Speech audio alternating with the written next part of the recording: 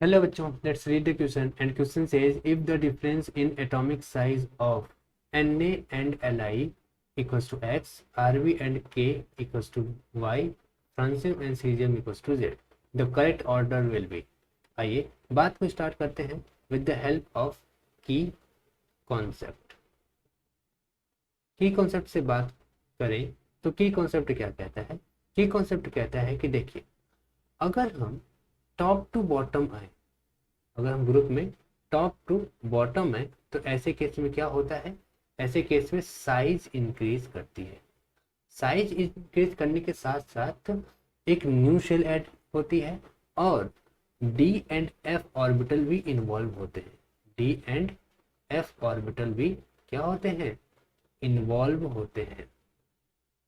Involve होते हैं। Okay, सो जैसे जैसे टॉप टू बॉटम आते जाएंगे डी एंड एफ ऑर्बिटल भी इन्वॉल्व होते जाएंगे। अब यहाँ पर मेजर फैक्टर होता है कि साइज तो इंक्रीज हो रही होती है बट सेम रेशियो से इंक्रीज नहीं होती। ऐसा क्यों होता है? क्योंकि देखिए, due to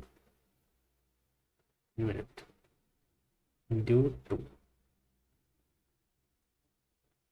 due to poor shielding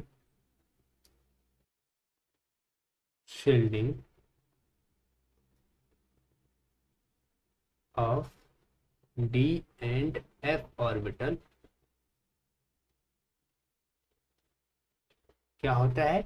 It will leads to the contract, size contract हो जाती है, तो it will leads to the size contraction।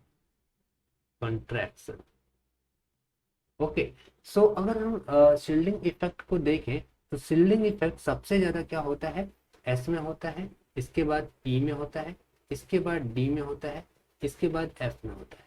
तो जैसे जैसे टॉप टू बॉटम आते हैं, पहले एस होता है लिथियम पर, फिर पी आता है, ओके, सोडियम पर, ओके, रुबिडियम टू पोटेशियम जाने में क्या होता है? डी आ जाता है, और फ्रांसियम टू सीजियम जाने में एफ आ जाता है। इसलिए ऐसे में क्या होता है कि जो डिफरेंस होता है ना, वो उतना ज्यादा यानी इक्वल नहीं रह पाता। ओके, सो अगर हम यहाँ पे देखें कि सोडियम माइनस लिथियम अगर एक्स है, ठीक है, तो यहाँ पर कोई भी डी एंड एफ ऑर्बिटल नहीं है, ठीक है। अच्छा, तो इसकी वैल्यू क्या रहेगी? ज्यादा रहेगी, हाई रहेगी। अब रुबिडियम एंड पोटेशियम को देखते हैं, ये इसकी वैल्यू y है, तो इसमें क्या आ गया? इसमें डी ऑर्बिटल आया, डी ऑर्बिटल की प्रेजेंस हो गई। डी ऑर्बिटल की प्रेजेंस हो जाने की वजह से इसकी जो साइज है वो कांटेक्ट हो गया, इसलिए डिफरेंस क्या हो गया? कम हो गया। अब देखिए, सीजियम की बात करते हैं, फ्रांसियम माइनस सीजियम अगर करेंगे तो ऐसे केस में क्या होगा? Z आया, इसमें आ गया F ऑर्बिटल, और भी ज्यादा पुअर शील्डिंग, तो उसकी वजह से क्या हो गया? इसकी साइज और कॉन्ट्रैक्ट हो गई, यानी साइज डिफरेंस और कम हो गया। यानी कह सकते हैं कि ये वेरी लो रहेगा।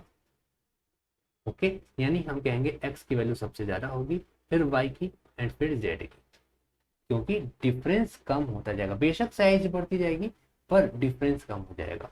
तो कौन सा ऑप्शन सही होगा? x is greater than y, y is greater than z। Hope this answered your question. Thank you so much.